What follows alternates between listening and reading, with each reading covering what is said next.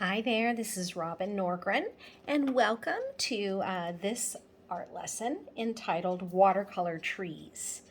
And what I'm going to do with this is I'm going to teach you a technique called loose watercolor technique, and it's really fun to use. What we're going to do is we're going to take the theme of spring trees or summer trees, and then we're going to create in the style of loose watercolor.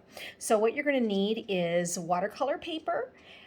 Also, I'm working on a 9 by 12 piece of mixed media paper.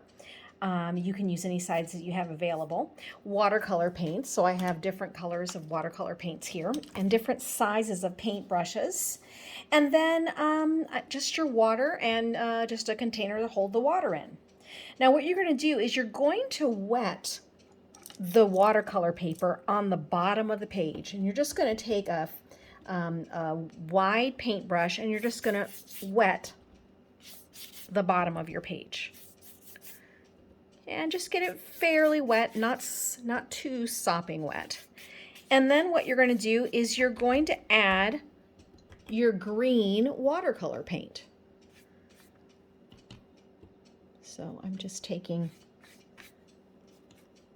have different versions of green, and you don't have to wet your brush because it's already wet, and you're going in this quick format to fill the bottom half of your page with green.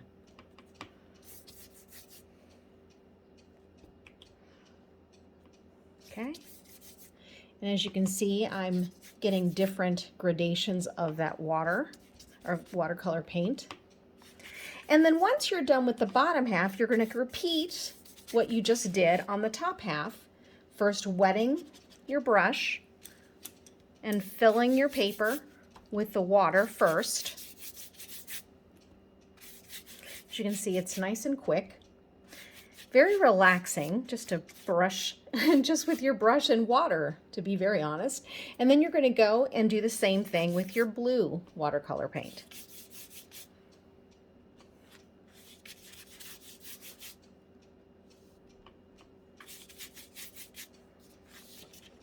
And you want to prepare to notice that the paint is running, and that's actually part of the process for this technique.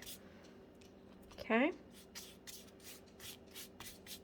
So next what I'd like you to do is I'd like you to start to dab the areas where you want your trees to show up. So I'm going to use yellow, and what you're going to do is that same thing. You're going to load your brush with the water, and then you're going to start to fill the area with yellow paint. And you really want it nice and wet.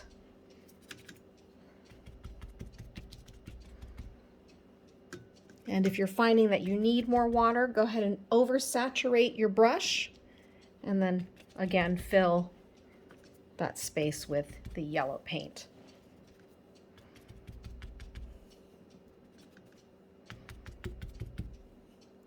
And I'm doing a dabbing motion because I do want some semblance of leaves. So as you can see, that's starting to show up.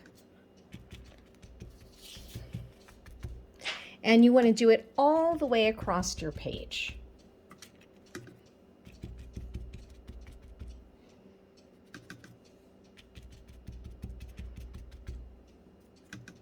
And again, fill your brush with water, and as you can see, you almost want it dripping down. That's the exact technique that we're going for here. And you can make the trees of varying sizes.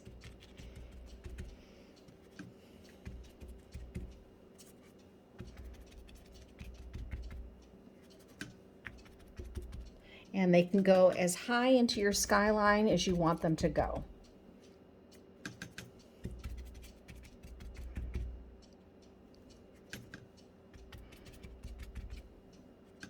And obviously, the bigger your brush, you see right away, you can see how quickly that overloaded water in the brush just really kind of exploded on the paper. All right, so as you can see, you've got this semblance of yellow, but it's playing very nicely against the blue and the green. And then what you're going to do, and you can actually do a number of different choices here. I'm going to use a thinner paintbrush, and what I'm going to do is I'm using actually acrylic paint. You can use your watercolor paint if you want to. I just prefer the look of this. And you're going to now add in the trunk of the tree. And again, you're going to decide where the tree stops and starts.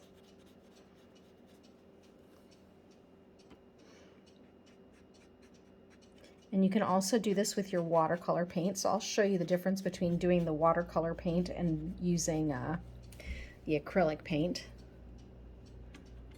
So here's with the watercolor paint. And so it's a nice look as well. It's just a preference, right? And so here is the option of using an oil pastel or a crayon.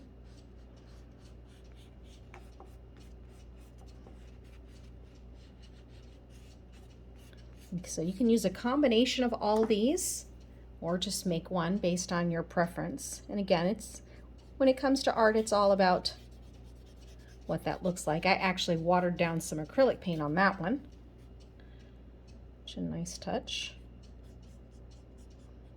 And then in there, you can also maybe add in some branches.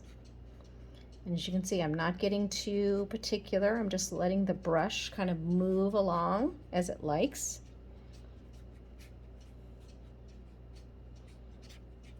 And as you can see, you could make this as large or as small as you want, but now you have this technique in your toolbox and you can just sit, and if you have 10 minutes of time, sit and create a really lovely painting.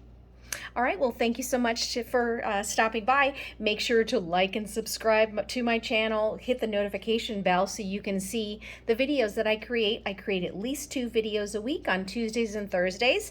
And of course, thank you for moving my subscriber count up to 1,000, which is a goal that I have. And I thank you in advance for helping me get there. All right, see you soon.